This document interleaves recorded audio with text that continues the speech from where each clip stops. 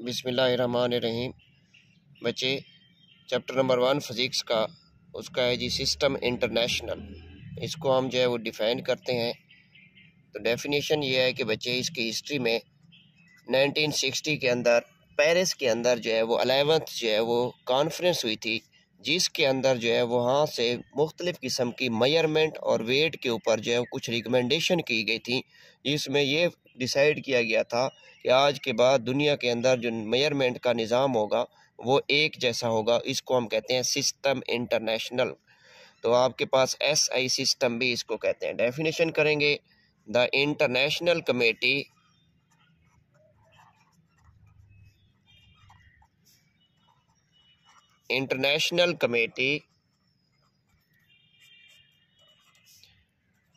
on weight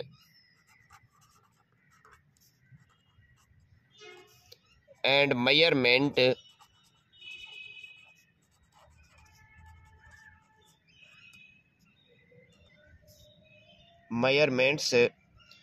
in 1960 recommended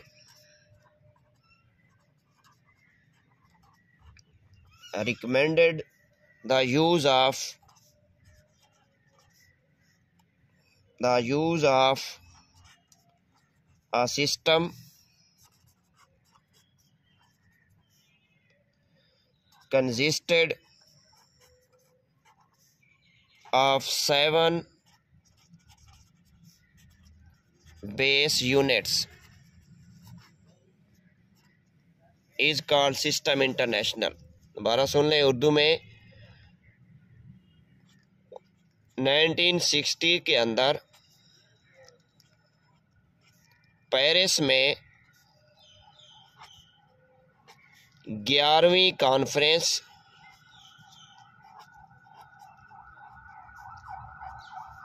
में ये तय पाया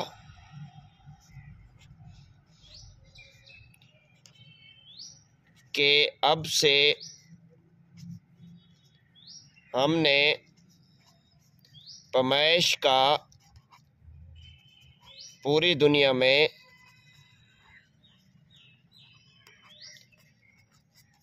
एक ही निज़ाम लेकर आना है,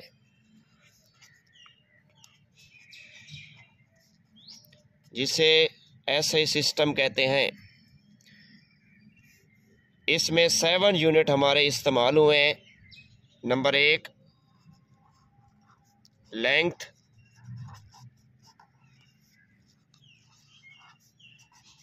मास, time, temperature,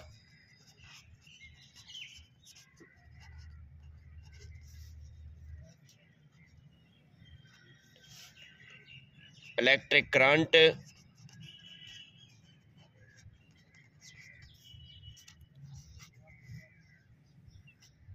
intensity of light,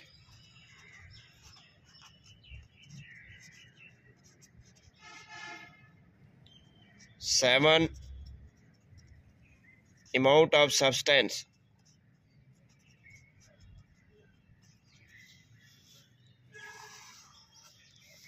यानी कि लंबाई, मास, वक्त, टेम्परेचर, इलेक्ट्रिक करंट, रोशनी की शिद्दत, मादे की मिकदार। ये 7 यूनिट जो है वो रिकमेंड हुए थे। लेंथ का यूनिट था मीटर, मास का किलोग्राम, वक्त का सेकंड, टेम्परेचर का केल्विन, करंट का एम्पेयर, रोशनी की शिद्दत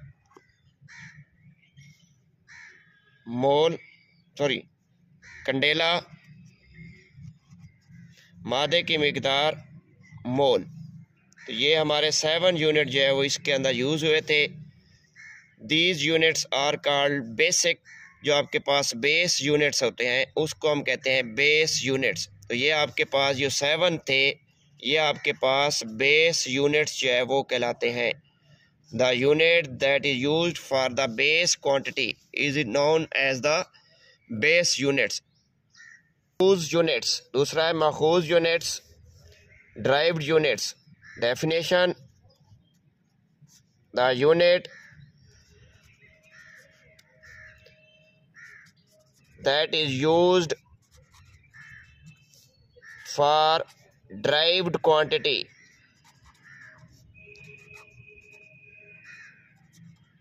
वो यूनिट जो ड्राइव्ड क्वांटिटी के लिए हम यूज़ करते हैं, वो यूनिट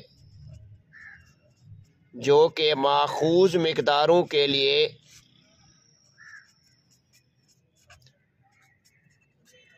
इस्तेमाल करते हैं, इसको कहते हैं ड्राइव्ड या माखूज यूनिट्स। बच्चे ये डिफरेंट किस्म के हैं। आपकी बुक के अंदर चंद एक इसकी एग्जांपल दी हुई हैं। फॉर एग्जांपल एरिया,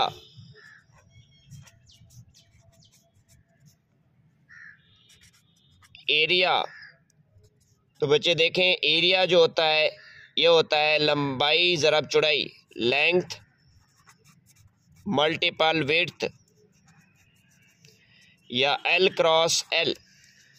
लेंथ का हम यूनिट पढ़ चुके हैं मीटर क्रॉस मीटर, तो बच्चे ये हो गया मीटर का स्क्वायर। तो ये हमारे पास एरिया का ड्राइव्ड यूनिट्स आ गया, मखूज यूनिट मीटर का स्क्वायर। सिमिलरली दूसरी आपके पास एग्जांपल है वॉल्यूम, तो वॉल्यूम होता है length multiple width multiple height, तो ये बच्चे हो गया metre multiple metre multiple metre, this is equal to metre cube. तो मीटर क्यूब एक ड्राइव्ड यूनिट्स है। थर्ड एग्जांपल है जी आपके पास स्पीड, तो बच्चे देखें जी स्पीड आपके पास ये हम लिख सकते हैं, ये आपके पास स्पीड का जो ड्राइव यूनिट्स आएगा मीटर पर सेकेंड, या इसका फार्मूला अगर लिखें डिस्टेंस ओवर आपके पास टाइम।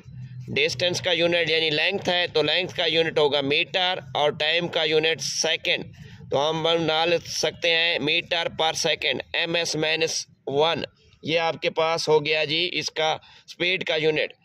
नेक्स्ट जो है वो हम आपकी एग्जांपल है बुक में वो है जी फोर्स, तो बच्चे देखें फोर्स आपके पास हम पढ़ चुके हैं F इजिकल टू होगा ma, where m is the mass, mass का बेस यूनिट है किलोग्राम। अब एक्सेलरेशन ये एक नई चीज़ है, तो इससे पहले हम इसका एक्सेलरेशन निकाल लेते हैं। एक्सेलरेशन, तो आपके पास जो एक्सेलरेशन होगा ये इक्वल होता है जी बच्चे आपके पास वेलोसिटी ओवर आपके पास टाइम। वेलोसिटी या स्पीड ये एक ही समझ लें, इसके यूनिट जो है वो एक जैसे होते हैं। अब वेलोसिटी का हम ड्राइव यूनिट निकाल चुके हैं, मीटर पर सेकेंड है डिवाइडेड बाई टाइम सेकेंड, तो ये बच्चे ms माइनस ये वाला s ऊपर जाएगा, प्लस का 1 है, ये भी आपके पास क्या हो गया माइनस का 2 हो गया, तो ये एक्सेलरेशन है। अब वापस है force is equal to ma kilogram, acceleration का हमने निकाला है ms-2 which is equal to the newton, तो ये आपके पास न्यूटन के इक्वल होगा। तो यहाँ आपके पास ये देखें इसके दो यूनिट्स आ गए kg ms-2 या न्यूटन, ये आपके पास फोर्स का ड्राइव्ड यूनिट हो गया। सिमिलरली है जी आपके पास प्रेशर, तो बच्चे आपके पास जो प्रेशर होता है ये होता है जी force per unit area, force per unit area F/A। F अभी हमने इसका यूनिट पढ़ा है जी न्यूटन, एरिया का भी हमने किया है which is equal to metre square, तो ये हो गया जी Nm-2 which is equal to pascal, तो ये बच्चे पास्कल के इक्वल होगा। तो Nm-2 या आपके पास इसको PA यानी कि इसको पास्कल के इक्वल हम ले सकते हैं। इसी तरह है जी आपके पास इलेक्ट्रिक करंट है, तो इलेक्ट्रिक करंट को हम I से ज़ाहिर करते हैं, ये आपके पास इक्वल होता है charge over time, charge over time यानी Q/T, ये आपके पास आ गया जी I। तो आप देखें जी इसका यूनिट निकालें। अब आपके पास जो इलेक्ट्रिक करंट है वो आपके पास यहाँ से देखें चार्ज, चार्ज का यूनिट होता है कॉलम, इसको सी से ज़ाहिर करते हैं, डिवाइडेड बाई टाइम, ये आपका सेकंड। तो ये बच्चे आपके पास बन गया coulomb per second which is equal to ampere. तो 1 अम्पेयर हमारा हो गया जी कॉलम पर सेकंड के इक्वल है। तो ये डिफरेंट एग्जांपल से हम देख सकते हैं कि हमारे पास जो है वो ड्राइव्ड यूनिट्स जो है वो आ गए हैं। अगर इसी तरह जो है वो आपकी बुक के अंदर और दिए हुए हैं 2 यूनिट्स हैं, इन्होंने लिखा हुआ है कि जी आपके पास प्लेन एंगल के लिए हम जो है वो रेडियन यूज़ करते हैं। Plane angle this is use radian. तो इसको हम कह सकते हैं कि प्लेन एंगल के लिए आपको हम जो रेडियन इस्तेमाल करेंगे।